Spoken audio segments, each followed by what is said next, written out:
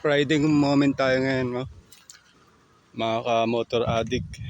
Yan. Pero kahapon may negative na balita. Ipinark ko lang ang aking motor.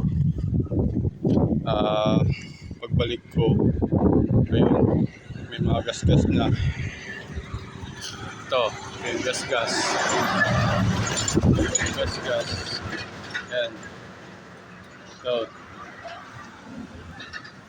Ito. Eh, tinanong ko doon sa tapat kasi may CCTV. Yun, sagi daw ng isang SUV na tumba. Ay nako. Pero hindi na ako na lang. Pero nakakaano dahil alaga ko pa naman. Anong gas-gas niya. Bale, ito, dito na nagra-ride tayo. Ayan, ganda ng daan. Sementado.